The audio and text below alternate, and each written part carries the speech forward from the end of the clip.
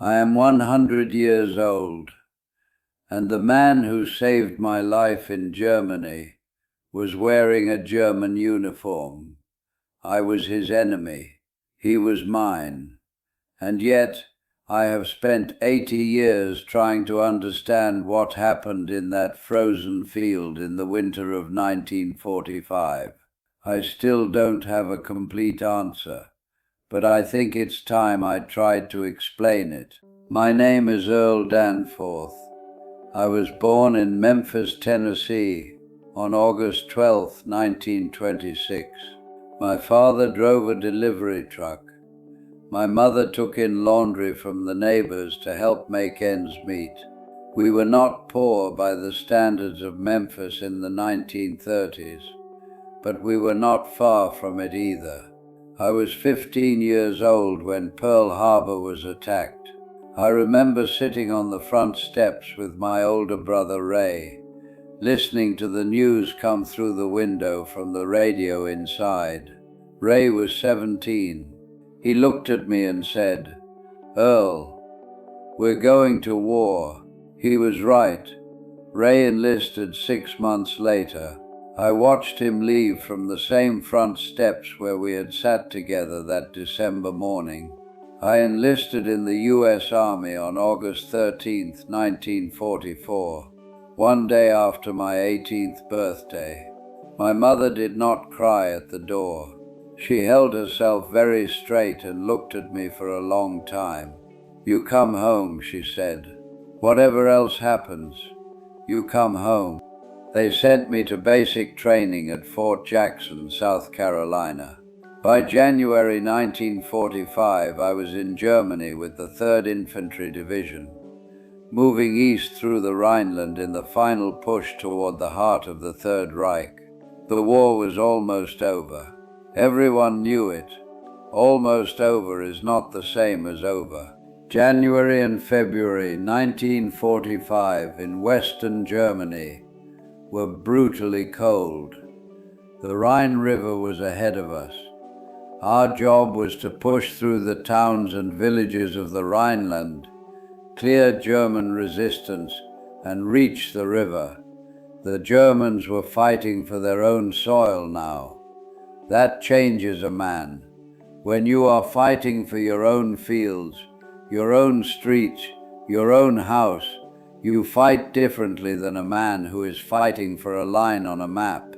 My squad leader, Sergeant Pete Alderman from Chicago, told us on our first day in Germany, "Boys, the war is almost over. That means every man who dies now dies for nothing. Don't be that man. Stay alert. Stay together. Don't take chances." Good advice. I didn't follow it well enough. February 14, 1945. A village outside Cologne whose name I could never pronounce correctly. Our platoon was clearing a cluster of farm buildings on the eastern edge of the village. Standard procedure. Move in pairs. Clear each structure. Signal all clear and move to the next. I was paired with a private named Saul Marchetti from Brooklyn. Saul was 19 years old and talked constantly about everything in a way that drove most of the men crazy and that I had come to find oddly comforting. We were clearing a barn on the far side of a frozen field when the shot came, a single rifle shot from somewhere in the tree line to our north. It hit me in the left side just below the ribs. I went down immediately. The cold was so intense that I felt the impact before I felt the pain. Then the pain arrived. Saul grabbed me and pulled me behind a stone wall at the edge of the field. He lay. His voice was very tight. "How bad?" I couldn't answer right away. "Go," I told him finally. "Get Alderman. I'm not going anywhere." Saul hesitated. I could see it in his face. He did not want to leave me. "Saul, go now." He went. I lay behind that stone wall for what felt like a very long time. The cold was my biggest problem. The wound was serious but not immediately fatal as far as I could tell. The bleeding was steady but not catastrophic, but the temperature was well below freezing and I could feel it working into me, slowing everything down. I tried to keep pressure on the wound. My hands were already losing feeling. After some time, I don't know how long, time moves differently when you are wounded and alone in a frozen field. I heard footsteps in the snow. Not Sal, not Alderman. The footsteps were coming from the wrong direction, from the east. I reached for my rifle. My hands were too cold to grip it properly. A figure appeared at the edge of the stone wall. A German soldier. Young, maybe 20 years old, Wehrmacht uniform. He had a rifle slung over his shoulder, not in his hands. He was looking down at me with an expression I was not prepared for. Not hostility, not triumph, something else entirely. We looked at each other for a long moment. I couldn't move, even if my hands had been working. I couldn't have raised my rifle in time. He had every advantage. He knew it. I knew it. He unslung his rifle slowly. I thought, this is it. This is how it ends. In a frozen field in Germany, alone, unable to fight back, he set the rifle against the stone wall, out of his own reach. Then he crouched down beside me. He looked at the wound.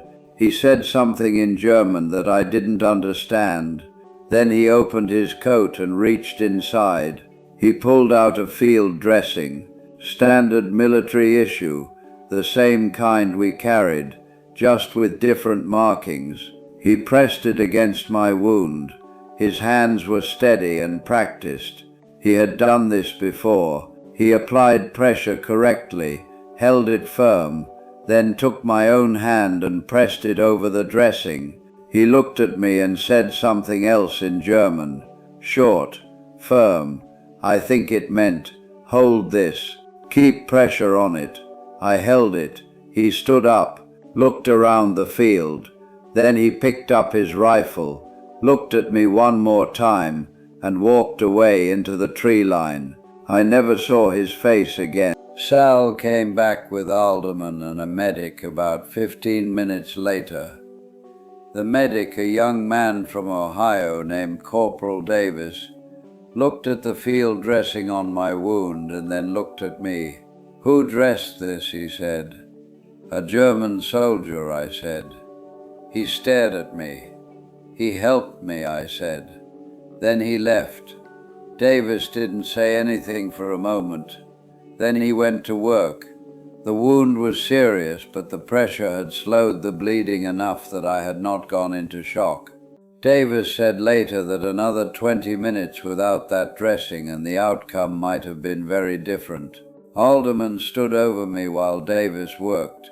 He looked out at the tree line where the German soldier had disappeared. Did you get a look at him? He asked. Yes, I said. Would you recognize him? I thought about that. Yes, I said. I would. Alderman nodded slowly and didn't say anything else. They evacuated me to a field hospital that afternoon. I spent 3 weeks recovering. The wound healed cleanly. By mid-March, I was back with my unit, moving east. By May, the war in Europe was over. In those 3 weeks in the field hospital, I thought about the German soldier constantly. Who was he? Why had he helped me? He was wearing the uniform of my enemy. By every measure the war had given us, he was someone I should have feared, and yet he had looked at a wounded man in a frozen field and done the human thing. Not the military thing, the human thing. I have never been able to fully explain that. The best I have come to is this. War turns people into symbols, into enemies, into targets, but sometimes in one specific moment, with one specific person in front of you, the symbol falls away, and you see a man. I came home to Memphis in the summer of 1945. I was 18 years old. My mother was on the front steps when I arrived, the same steps where Ray and I had sat together in December 1941. She stood up when she saw me coming down the street, and she didn't say anything until I reached her. Then she said, "You came home." "I came home," I said. Ray came home too. 6 months later, he had been in the Pacific. He never talked much about what he had seen there. I understood that. I told Ray about the German soldier one evening that fall, sitting on those same front steps. He listened to the whole story without interrupting. When I finished, he was quiet for a long moment. "You think about him," he said. "Every day," I said. Ray nodded. "Good," he said. "You should." I married a woman named Gloria in 1950. We had 52 years together before she passed. 3 children, 8 grandchildren, 14 great-grandchildren. I worked as a mail carrier for the city of Memphis for 34 years. Walked those routes in all weather, all seasons.